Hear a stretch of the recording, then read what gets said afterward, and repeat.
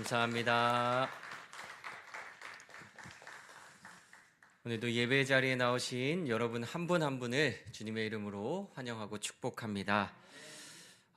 우리는 신명기 말씀을 계속해서 함께 읽어 나가고 있습니다. 신명기 하면 가장 먼저 우리가 떠올려야 될 것이 모세의 설교, 그리고 모세의 유언, 이렇게 기억하면 말씀을 이해하는데 조금 더 쉬운 키워드가 될 것 같습니다.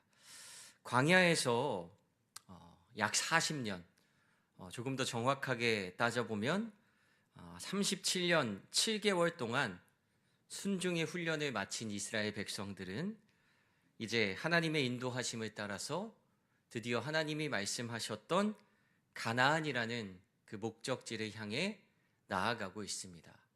이스라엘 백성들이 출애굽을 해서부터 가나안 땅을 들어갈 때까지의 대략적인 경로를 여러분들이 머릿속으로 아마 그리실 수 있는 분도 계실 것 같고 이게 감이 안 잡히시는 분도 계실 것 같아요. 그래서 지도를 한번 띄워줘 보시면 가장 왼쪽에 우리가 잘 알고 있는 애굽, 이집트에서 나온 이스라엘 백성들은 지금 저기 빨간 화살표, 파란 화살표가 정확한 이동 경로는 아니고 대략 이렇게 이동했을 것이다 라고 추측을 하는 이동 경로입니다. 빨간색 화살표가 출애굽을 했던 경로, 그리고 이스라엘 백성들이 1년 만에 저기 파란색 글씨로 잘 보이실지 모르겠는데 가데스 바네아라는 곳까지, 가나안 땅의 남쪽 경계인 가데스 바네아라는 곳까지 근접했었습니다. 그런데 저 가데스 바네아에서 우리가 지난 시간, 지지난 시간 계속해서 살펴보았던 12정탐꾼 사건, 그 시험을 통과하지 못한 이스라엘 백성들은 다시 광야길로 되돌아와서 37년 7개월간의 광야 생활을 하게 됩니다. 대략적으로 저 시내산이라고 써있는 저 시나이 반도, 그 광야길에서 약 37년 7개월 동안 이스라엘 백성들이 헤매고 다녔어요. 그리고 다시 하나님께서 드디어 그 발걸음을 가나안 쪽으로 되돌리셔서 가데스 바네아에 머물다가 그 이후에는 파란색 화살표로 보이시는 제가 파란색 네모로 쳐져 있는 저 지역으로 이제 가나안 요단강 동편 길을 따라서 이스라엘 백성들이 가나안 땅으로 들어가게 되는 경로가 정해집니다. 가데스 바네아에 머물던 이스라엘 백성들이 이제 정말 드디어 하나님이 약속하셨던 그 가나안 땅을 향해 한 걸음 한 걸음 내딛고 있어요. 그런데 그 땅을 지나기 위해서는 다음 지도도 한번 보여주실까요? 이스라엘 백성들이 에돔과 모압과 저 아모리족 속의 땅을 지나 제가 잘 안 보이는 요단강 가운데 요단강이라고 이제 보여 있는 요단강 동편을 향해 가나안 땅으로 들어가는 경로를 지나야 했습니다. 그런데 우리가 지난 시간에 함께 말씀을 살펴보면서 하나님이 뭐라고 말씀하셨냐 하면 그들이 지나는 저 에돔과 모압과 암몬 땅을 지날 때에 그들의 땅을 침범하지 말고 그들의 땅을 허하지 않고 그곳에서 전쟁하지 말라고 하나님께서 명령을 하십니다. 그래서 모세는 어떻게 하냐 하면 저 나라의 왕들에게 사신을 보내서 부탁을 합니다. 우리가 지금 이 길을 통과해야 하는데 그 당시에는 왕의 대로라고 하는 아주 크고 넓은 무역과 전쟁에 사용하던 잘 닦인 길이 에돔과 모압과 아모리, 암몬을 지나 저 북쪽까지 이렇게 쭉 이어져 있었어요. 그래서 우리가 그 땅을 지나갈 텐데 그 땅을 지나면서 너희들의 땅을 넘보지도 않을 것이고 우리가 그곳에서 너희들에게 물도 사 먹고 양식도 사 먹고 아무런 해를 끼치지 않을 것이니까 그 길을 좀 열어달라고 사신을 보내 부탁을 합니다. 그런데 에돔 왕의 반응이 어땠냐 하면 그 길을 열어주지 않고 오히려 군사들을 이끌고 나와서 그 길을 가로막고 비켜주지 않습니다. 사람의 생각이나 혈기로는요, 당장 저들과 싸워서 그 길을 뚫고 지나갈 수도 있었습니다. 왜냐하면 그 당시 이스라엘이 에돔과 싸워서 충분히 이길 수 있을 만한 군사력을 갖추고 있었기 때문에 저 괘씸한 것들이 우리가 물도 사 먹고 양식도 사 먹고 너희들에게 아무런 손해도 입히지 않겠다고 하는데 감히 칼을 들고 나와서 우리를 막겠다고 하면서 이스라엘 백성들이 모세가 그들과 전쟁을 할 수 있었던 충분한 상황이 되었어요. 그런데 하나님은 뭐라고 명령하셨냐면 이스라엘의 형제 나라인 에돔, 그러니까 에돔은 에서의 후손들이 살고 있는 나라, 그리고 모압과 암몬, 여기는 아브라함의 조카였던 룻의 후손들이 살고 있는 나라이니 그들과는 절대로 전쟁을 해서는 안 된다라고 말씀하셔서 어쩔 수 없이 이스라엘 백성들은 그 길을 삥 둘러서 지나가야 했습니다. 우리가 이 말씀을 보면서 느끼는 바가 뭐냐 하면요, 우리는 내 뜻과 내 계획과 내 힘과 내 생각으로 충분히 할 수 있는 능력을 갖추면 합니다. 그죠? 내가 힘이 있으니까, 내가 능력이 있으니까. 하나님 저 그 정도 할 수 있어요. 하나님께서 하지 말라고 하시면 하지 않을 수 있는 게 믿음인데, 간혹 우리는 하나님이 그 길을 막으심에도 불구하고 내 힘과 내 능력이 되어서 무리하게 그 길을 나아갈 때가 있어요. 그런데 하나님은 결코 그 길을 허락하지 않으시더라는 겁니다. 이스라엘 백성들은 37년 7개월 동안 광야에서 그 훈련을 했습니다. 하나님이 가라 하시면 가고 멈추라 하시면 멈추는 이 단순한 훈련, 모든 것을 하나님께 믿고 맡기는 믿음과 순종의 훈련의 결과 이제는 이스라엘 백성들이 그들의 힘과 그들의 뜻과 그들의 생각대로 하는 것이 아니라 오직 하나님의 말씀을 향해 가고서는 진정한 하나님 나라의 백성, 하나님께서 말씀하시는 진정한 제사장 나라로 되어가고 있습니다. 그런데 조금 시간이 지나니까 이번에는 하나님께서요, 이 이스라엘 백성들에게 이전과는 조금 다른 명령을 주세요. 이전에는 에돔 땅, 모압 땅, 암몬 땅 너희들에게 허락한 땅이 아니니 다투지 말고 전쟁하지 말라고 말씀하셨는데 오늘 본문 24절 말씀을 가서 보실까요? 같이 한 목소리로 함께 읽겠습니다. 너희는 일어나 행진하여 아르논 골짜기를 건너라. 내가 헤스본 왕 아모리 사람 시온과 그의 땅을 내 손에 넘겼은즉 이제 더불어 싸워서 그 땅을 차지하라. 이전까지는 내가 너희들에게 허락한 땅이 아니니 그 땅은 한 발자국도 너희들의 땅이 아니야. 그러니까 눈도 돌리지 말고 다투지도 말라고 명령하셨었는데 이제 아르논 강을 건너면서 헤스본이라는 나라가 나오고 그곳은 아모리 족속 사람들이 사는 곳이고 저 시혼이라는 사람은 그 아모리 족속의 헤스본이라는 나라의 왕의 이름입니다.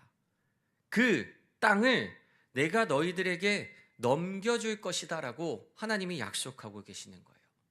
방금 전에 봤던 그 지도를 다시 한번 보여주시면요, 그들의 경로가 어떤지 대략적으로 우리가 살펴볼 수 있습니다.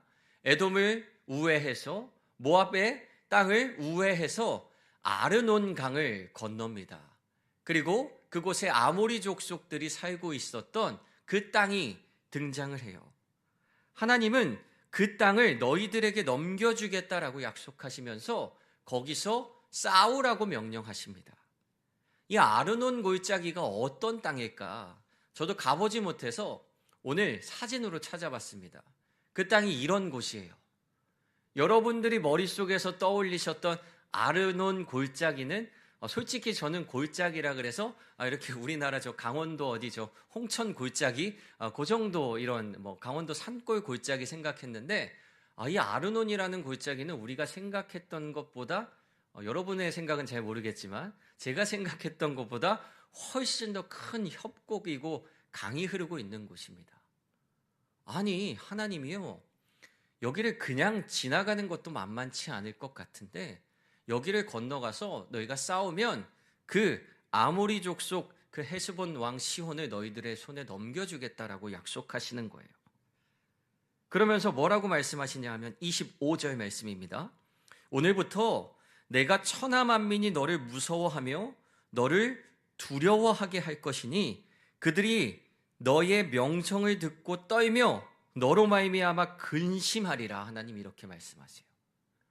아니, 지금 나라도 없이 정처 없이 떠도는 이스라엘 백성들을 천하 만민이 무서워하며 두려워하게 할 것이고 너희들의 명성만 들어도 야, 이스라엘 군대가 온대 라고 하면 그들이 근심할 정도로 하나님이 그들의 명성을, 힘을 강하게 해주시겠다 약속하세요.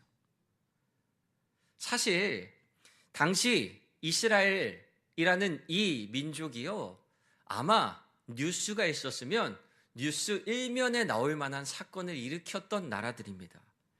그 당시 세계 최강의 군대를 보유한 이집트의 바로 왕을 물리치고 출애굽했던 사건이 주변 나라들에게 소문이 나지 않을 수 있었겠습니까? 중근동 지역의 모든 국가들에게는요, 그 사건 자체가 굉장한 충격이었을 겁니다. 아니, 제대로 된 군대도 없고 제대로 된 지도자도 없었던 그 노예 민족이 어떻게 세계 최강의 이집트 군대를 물리치고 거기를 탈출할 수 있었느냐? 도대체 비결이 뭐냐? 사람들은 그 소문이 입에서 입을 타고 전해졌을 테고요. 그 배경에는 단순히 이스라엘 민족이 싸움을 잘해서? 아니, 이스라엘 민족이 똑똑해서? 아니, 그들의 신 여호와 하나님이 그들을 지키고 있기 때문이라는 소문이 널리 퍼졌을 거예요. 게다가 지금 이스라엘 백성들은요, 37년 7개월 동안 광야에서 더 체계화된 나라로 발전해 나갔습니다.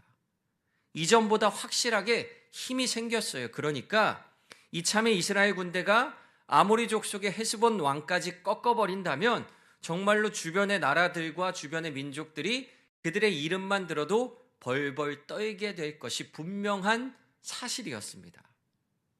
모세는 이렇게 하나님으로부터 승리를 보장받고 전쟁을 시작합니다. 들어가, 내가 이기게 해줄게.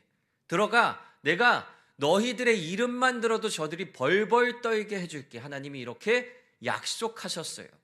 약속한 전쟁을 시작합니다. 그런데 모세는 섣불리 쳐들어가서 그들과 싸우지 않아요. 왜냐하면 이스라엘 백성들은 전쟁을 치를 때 대대로 내려오는 전통이 있었습니다. 그냥 막무가내로 들어가서 우리가 힘이 더 세니까 들어가서 싸우자가 아니라 싸우기 전에는 반드시 평화사절단을 보냅니다. 사신을 보내요. 우리가 이 길을 지나갈 것인데 되도록이면 싸우지 않고 이 일을 잘 해결했으면 합니다. 라고 사신을 보내서 요청하는 절차가 있습니다. 그래서 모세는요, 하나님이 이 아모리 족속 헤스본의 왕 시온을 너희들에게 넘겨주겠다 약속하셨음에도 불구하고 그들에게 그 이전에 에돔 왕에게 말했던 것과 똑같이 이렇게 제안을 합니다. 26절, 7절, 8절, 9절까지 우리 이번엔 한 절씩 교독해서 읽겠습니다.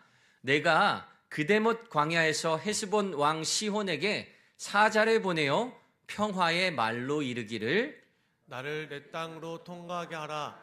내가 큰 길로만 행하고 좌로나 우로나 치우치지 아니하리라. 너는 돈을 받고 양식을 팔아 내가 먹게 하고 돈을 받고 물을 주어 내가 마시게 하라. 나는 걸어서 지날 뿐인즉 세일에 거주하는 에서 자손과 아래에 거주하는 모압 사람이 내게 행한 것 같이 하라. 그리하면 내가 요단을 건너서 우리의 하나님 여호와께서 우리에게 주시는 땅에 이르리라 하였으나. 네, 이들의 목적지는 가나안이었어요. 우리 하나님 여호와께서 우리에게 주시는 땅에 가는데 너희들의 땅을 그냥 지나가기만 할 거예요. 그러니까 27절 말씀에 큰 길로만 행하고 좌로나 우로나 치우치지도 아니할 것이고 28절에서 돈을 받고 양식을 팔면 내가 그걸 사 먹을 거고 돈을 받고 물을 주면 내가 그 물을 사서 마실 것이다. 이렇게 제안합니다. 평화의 사신을 보내요. 그런데 뭐 어떤 응답이 돌아옵니까? 30절 말씀. 헤스본 왕 시혼이 우리가 통과하기를 허락하지 아니하였다. 이스라엘 백성들에게는요, 큰 길이 필요했습니다. 왜 큰 길이 필요했을까? 아니, 작은 길보다 큰 길로 가면 빠르니까 큰 길이 필요했겠지, 이렇게 막연히 생각이 되는데, 그도 그럴 것이 당시 이스라엘 민족의 이 규모가요, 20세 이상의 군사들만 60만 명이 넘었고요, 여자와 어린 아이들까지 합치면 200만 명이 넘는 큰 무리였습니다. 제가 이 신명기 시작하면서 200만 명이면 우리나라 어느 도시 정도의 규모가 될까 했더니 창원시 인구가 100만 명이더라고요. 창원시 2개가 될 만한 인구. 그렇게 많은 인구가 지나가야 하는 길이니까. 게다가 가축들도 거느리고 있었죠. 짐승들까지 데리고 이동을 하려니까 산 골짜기 골짜기를 가는 것보다 큰 길로 이동하는 것이 절대적으로 필요한 상황이었습니다. 그래서 모세는 앞서 에돔 왕에게도 그렇게 요청을 했고 이번에 헤스본 왕에게도 그렇게 요청을 한 거예요. 그런데 30절에 보니까 헤스본 왕 시혼이 우리가 통과하기를 허락하지 아니하였고 이는 하나님 여호와께서 그를 너의 손에 넘기시려고 그의 성품을 완강하게 하시고 그의 마음을 완고하게 하셨다라고 기록을 하고 있어요. 하나님이 이 헤스본 왕의 성품을 완강하게 하시고 그의 마음을 완고하게 하셔서 길을 열지 않게 하십니다. 그래서 이스라엘 백성들은 하나님의 명령을 따라서 이번에는 전쟁을 시작합니다. 우리가 이 30절 말씀을 보면서 이런 의문을 품을 수도 있을 것 같아요. 아니, 왜 하나님께서 이 헤스본의 왕 시혼을 악한 사람으로 만드셔서 왜 그의 마음에 악한 마음을 심으셔서 이스라엘과 아모리 족속이 전쟁을 하게 하기 위해서 하나님이 일부러 헤스본 왕에게 악한 마음을 심어주신 거 아니야? 아니, 그러면 하나님은 착한 사람도 악한 사람으로 만드시는 나쁜 신인가? 이런 의문, 이런 혼란이 생길 수 있을 것 같아요. 그래서 우리가 이 말씀을요, 정확하게 살펴볼 필요가 있는데 여기서 하나님이 이 헤스본 왕의 성품을 완강하게 하시고 마음을 완고하게 하셨다라는 이 말은요, 이 헤스본의 왕이 원래는 참 부드럽고 온순하고 너그러운 사람인데 그를 의도적으로 거칠고 완고하게 만드셨다라는 말이 아닙니다. 이 표현은 스스로 완고한 마음을 품고 행동하던 그 시혼 왕의 모습을 하나님이 선하게 바꾸지 않으시고 그대로 내버려 두셨다라는 의미로 우리가 해석해야 돼요. 이스라엘 백성들이 출애굽을 할 때도 이런 일이 있었죠. 하나님이 모세를 통해서 애굽의 왕을 만나게 하시고 이제 이 나라 백성들이 나를 예배하는 백성이 되게 하겠다. 그러니까 풀어줘라. 그런데 애굽의 왕은 그 완고한 마음을 돌이키지 않습니다. 하나님의 10번의 재앙을 겪으면서도 그 마음이 서서히 부드러워지는 것 같았지만 결국에 그 강팍한 마음을 돌이키지 않아서 끝내 그 심판 가운데 어쩔 수 없이 항복하고 이스라엘 백성들을 광야로 내보내 주었어요. 하나님은요, 이 세상에 어떤 사람도 악한 사람으로 만드시는 분이 아니십니다. 너는 인상이 참 험악하구나. 너는 성품이 참 고약하구나. 그러니 내가 너를 이 세상의 악당으로 사용하겠다. 그러니 내가 너를 악인으로 만들겠다. 하나님이 이렇게 말씀하시는 분이 아니십니다. 하나님은 우리 모든 사람에게 죄에서 돌이킬 수 있는 기회를 충분하게 주십니다. 아마 이 아모리 왕 시혼에게도 하나님은요, 그가 그 완고하고 강팍한 마음을 돌이켜 하나님께로 나아올 수 있는 기회를 수없이 많이 주셨을 거라고 저는 알고 있습니다. 어쩌면 하나님은 지금 오늘 우리에게도 하나님의 메시지를 통해서 우리의 강팍한 마음이 다시 하나님께로 되돌아가도록 수없이 많은 경고음을 우리에게 울리고 계실지도 몰라요. 지난 주일에 우리 교회에도 경고음이 울렸습니다. 다 웃으시는 거 보니까 다 들으셨나 봐요. 청년부 부흥성회를 하면서 여기 이 공간을 좀 잘 꾸며보고 싶은 마음에 그냥 단순하게 멋있게 보이겠다라는 의도가 아니라 뭔가 이 엘리베이터를 타고 지하 성전에 딱 들어왔을 때 세상과는 딱 다른 분위기에 그 자욱한 연기 속에 그 향기를 맡으면서 아, 내가 거룩한 하나님의 공간 안으로 들어왔구나 라는 그 효과를 주기 위해서 이 안에 스모그를 막 뿌렸어요. 저희가 한 3번 정도 리허설을 했는데 한 번도 저 경보기가 울린 적은 없었습니다. 그런데 그날 이 마음이 조금 앞섰는지 이 연기를 계속 뿜어댔더니 이 연기가 이렇게 점점 차올라서 이 위에 있는 연기 감지기를 작동시킨 거예요. 그 바람에 아마 1층에 계셨던 우리 권사님들이 깜짝 놀라셔서 또 지하에 계셨던 우리 권사님들도 아, 이게 무슨 일이야 싶을 만큼 이 사이렌이 울렸을 겁니다. 한 가지 다행스러운 점은 이 천장에 있는 연기 감지기가 아주 잘 작동하고 있다는 것을 우리가 직접 확인을 했고 우리는 불이 나도 신속하게 대피할 수 있도록 신호가 온다라는 그 확신이 생겼습니다. 아무리 신호가 울려도요, 그 신호를 듣지 못하고 그 신호에 반응하지 못하면 우리는 사고를 피할 수 없습니다. 하나님은요, 우리에게 수없이 많은 경고음을 보내고 계세요.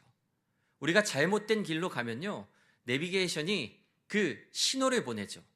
내비가 안내하는 길로 가다가 다른 길로 가면 알림음이 옵니다. 지금 내가 안내하는 길과 다른 길로 가고 있다라고. 하나님 역시 마찬가지세요.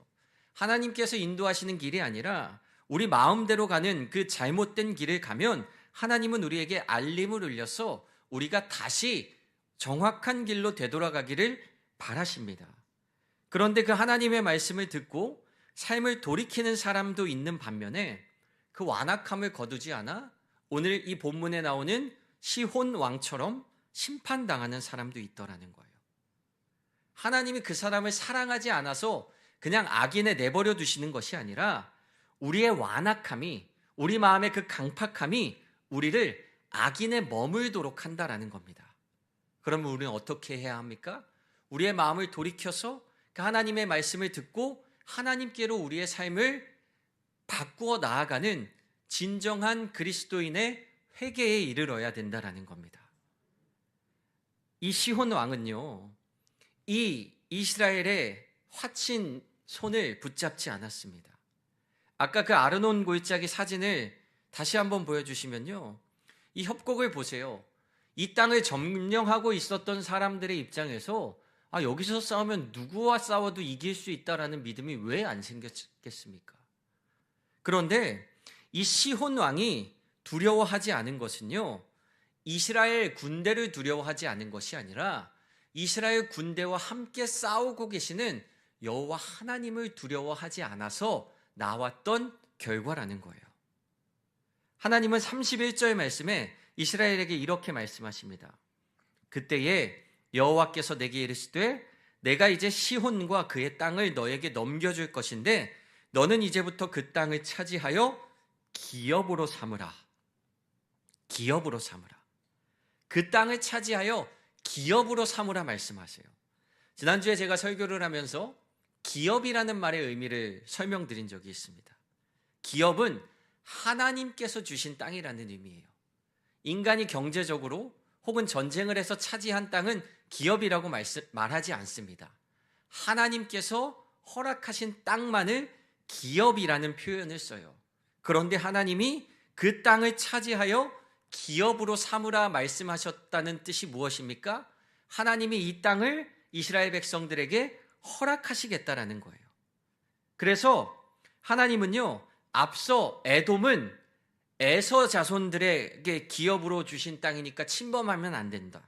모압과 암몬은 룻의 후손들에게 기업으로 준 땅이니까 침범하면 안 된다라고 말씀하셨는데 오늘 본문 31절에서 시혼과 그의 땅을 이스라엘 백성들에게 기업으로 줄 것이니 너희들이 그 땅을 들어가 차지하라 말씀하세요. 아니 왜 하나님이 에돔, 에서의 후손들, 룻의 후손들에게는 그렇게 강하게 대하지 않으시더니 왜 오늘 이 아모리 족속들에게만 이렇게 강경하게 대하며 그들에게 전쟁을 하라 하시고 그 땅을 차지하라고 명령하셨을까? 그 이유가요, 어디 나오냐 하면 500년의 세월을 거슬러 올라가서 창세기 15장에 가면 왜 이러한 일들이 일어났는지 이유가 등장을 합니다. 창세기 15장 13절부터 16절까지 하나님께서 아브라함에게 이렇게 말씀하세요. 요 때가 언제냐 하면 아직 아브라함이 자식을 얻지 못하고 하나님으로부터 축복의 약속을 받았는데 아직 아브라함에게는 한 명의 아들도 없을 때 하나님이 아브라함의 꿈에 나타나셔서 그의 미래에 대해서 이렇게 말씀하고 계시는 장면입니다. 여호와께서 아브라함에게 이르시되 너는 반드시 알라. 내 자손이 이방에서 객이되어 그들을 섬기겠고 그들은 400년 동안 내 자손을 괴롭히리니 그들이 섬기는 나라를 내가 징벌할지며 그 후에 내 자손이 큰 재물을 이끌고 나오리라. 15절 말씀.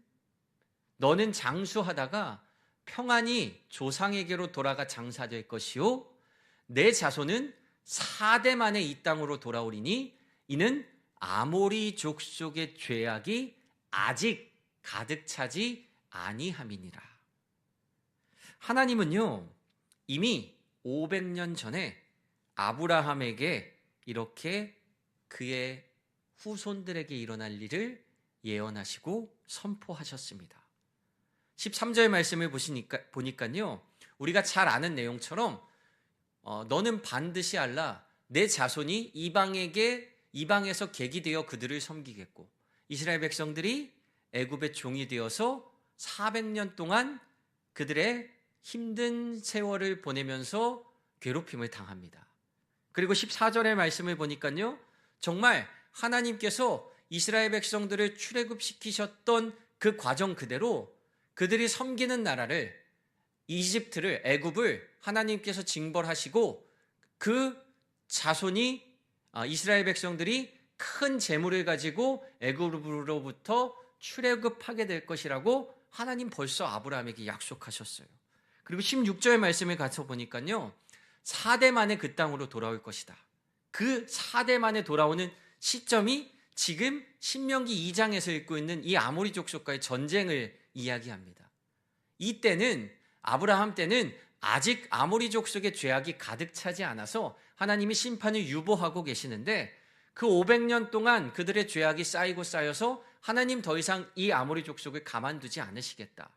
그래서 이스라엘 백성들을 통해 그 땅을 침범하게 하시고 그 땅을 이스라엘 백성들에게 기업으로 주신다라고 말씀하고 계시는 거예요. 이스라엘에게 일어날 이 역사를요 하나님은 이미 500년 전 아브라함의 꿈을 통해 예언하고 계시고 계획하고 계셨습니다. 어떤 사람들은요 이 땅에 일어나는 일들이 우연히 일어나는 일이라고 말하는 사람들이 있습니다. 우연히 우주에서 뭔가가 뻥 폭발했대요. 그래서 우주가 생겨났대요. 우연히 어떤 바이러스가 생겨나고 어떤 세포가 생겨나서 우연히 그 둘이 합쳐져서 어떤 생명체가 됐대요. 그리고 우연히 그 어떤 생명체가 진화를 해서 우연히 시간이 지나서 여러분이 되셨답니다. 여러분은 우연히 태어난 존재라고 이야기하는 사람들이 있어요. 우리는 단지 우연하게 만들어진 세상 속에서 우연히 생겨난 존재가 아닙니다. 우리는 하나님께서 창조하신 세상 가운데 하나님이 만드신 하나님의 소중한 생명이고 사람들이라는 거예요. 우리는 이 땅을 주관하시고 역사하시는 하나님의 섭리 가운데 살아가는 하나님의 백성이라는 사실을 기억해야 합니다. 하나님은 이스라엘 백성들의 역사 가운데서 그 역사를 철저하게 주관해 나가고 계십니다. 하나님은요, 단 한 치의 오차도 없이 우리들의 삶을 계획하고 계시고 우리들의 삶을 하나님의 길을 향해 인도해 나가고 계세요. 그 때가 이르니까 37년 7개월 만에 이스라엘 백성들을 광야길에서 돌이켜 다시 가나안으로 향하게 하시고 그 과정 가운데 500년 전에 아브라함에게 하셨던 그 약속 그대로 아모리 족속을 진멸하게 하십니다. 이게 우연히 일어난 일일까요? 우연을 믿는 사람들에게는 이렇게 정확하게 맞아떨어지는 우연이 있을 수 있을까 싶습니다. 하지만 우리는 이 모든 것들이 하나님의 역사와 섭리 가운데 일어남을 믿고 기억하는 하나님 나라의 백성들이 되기를 소망합니다. 하나님은요, 왕이나 나라를 세우기도 하시고 임의로 패하기도 하십니다. 성경의 역사를 보면요, 하나님은 모든 것을 하나님의 뜻대로 행하실 수 있는 분이라는 사실을 우리는 너무나도 명확하게 볼 수 있어요. 근데 하나님이 하나님의 뜻대로 행하신다라는 것은 하나님이 막 깡패처럼 야, 내 맘대로 할 거야, 아무도 토달지 마, 이렇게 말씀하시는 것이 아니라 하나님이 이 세상을 창조하시고 주관하시고 다스리시는 분이시기 때문에 모든 것이 하나님의 섭리 가운데 그분의 뜻대로 될 수 있다라는 거예요. 하나님은 사람을 높이기도 하시고 낮추기도 하십니다. 사람을 세우기도 하시고 패하기도 하십니다. 모든 것이 하나님의 뜻 안에 있고 하나님의 능력 안에 있다라는 사실을 우리는 이 말씀을 통해서 다시 한번 확인하게 됩니다. 여러분이 믿는 하나님은 어떤 하나님이십니까?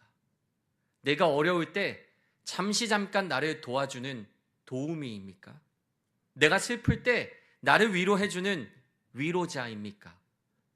내가 아플 때 나를 치료해주는 치료자입니까? 모두 맞는 말입니다. 그런데 하나님은 우리를 단순하게 돕고 위로하시고 치료하시는 그 이상의 하나님, 이 세상의 모든 역사를 주관하고 계시는 하나님이라는 사실을 우리가 먼저 기억하는 하나님의 백성들이 되기를 소망합니다.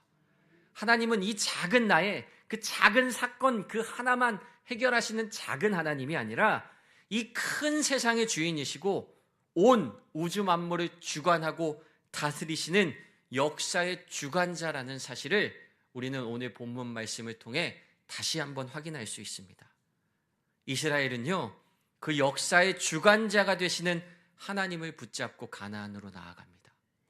역사의 주관자가 우리 하나님이시고 나와 함께 하고 계시는데 뭐가 두려울 것이 있겠습니까? 하나님이 함께 하시니 무서울 것도 없었고 거칠 것도 없었습니다. 그 덕분에 그들은 담대하게 그 하나님이 약속하신 땅을 향해 나아갈 수 있었던 것입니다.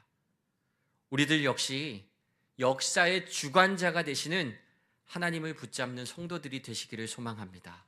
그리고 그분을 향한 온전한 믿음으로 여러분의 삶의 자리에서 날마다 승리하시는 여러분들의 삶이 되시기를 축복합니다. 기도하겠습니다. 사랑과 은혜가 많으신 하나님, 오늘도 우리의 발걸음을 주님께로 인도하시고 하나님 앞에 나와 함께 예배하게 하시니 감사합니다. 오늘 우리의 삶을 천천히 되돌아봅니다. 우리의 삶 가운데 하나님이 동행하셨고 역사하셨음을 고백하고 발견하는 저희가 되게 하여 주시옵소서.